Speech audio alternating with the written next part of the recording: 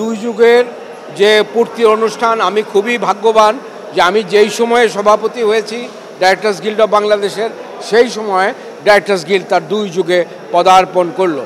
সুতরাং আমি মনে করি এটা সভাপতি হিসাবে আমার জন্য এটা একটা বড় ধরনের পাওয়া।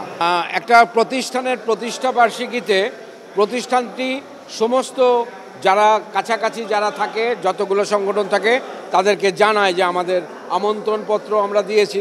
যেমন যে কোনো একটি টেলিভিশন কোম্পানির যখন প্রতিষ্ঠা বার্ষিকীতে হয় অনুষ্ঠান, তখন আমরা স্বপ্রণোদিত হয়ে সেখানে যাই।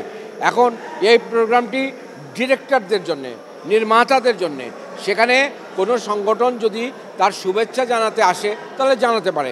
এখানে তারকা শূন্য বলতে কি বোঝানো হচ্ছে আমি বুঝতে পারছি না। আমাদের এখানে অনেক তারকার নির্মাতা আছে, তো তারকার নির্মাতারাই তারকাদের তৈরি করে, সুতরাং এটা আমি কোনো অভাব বোধ করছি না।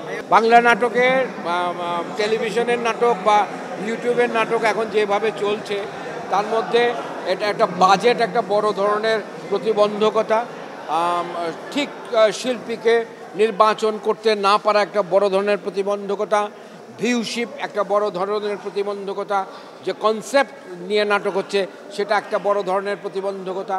এগুলা দূর করতে হলে সমস্ত সংগঠনকে একসঙ্গে মিলে কাজ করতে হবে, তাহলেই এটা হবে। ডাইরেক্টর্স গিল্ড অফ বাংলাদেশ মানে একটা, আমি যখন এসে এটার হাল ধরেছি তখন এটা একেবারেই অচল একটি সংগঠন ছিল, এটা একদম ট্র্যাকের বাইরে ছিল।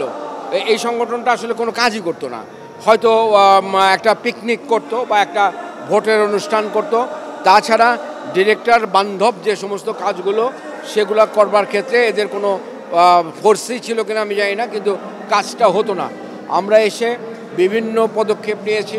আপনারা আজকে আমরা দেখিয়েছি এখানে যে বাংলাদেশ পুলিশের সাথে, রেলওয়ে মন্ত্রণালয়ের সাথে, পর্যটন মন্ত্রণালয়ের সাথে আমরা কতগুলো দ্বিপাক্ষিক চুক্তি করছি, যা করে একটা শুটিং বান্ধব পরিবেশ আমরা তৈরি করতে চাচ্ছি।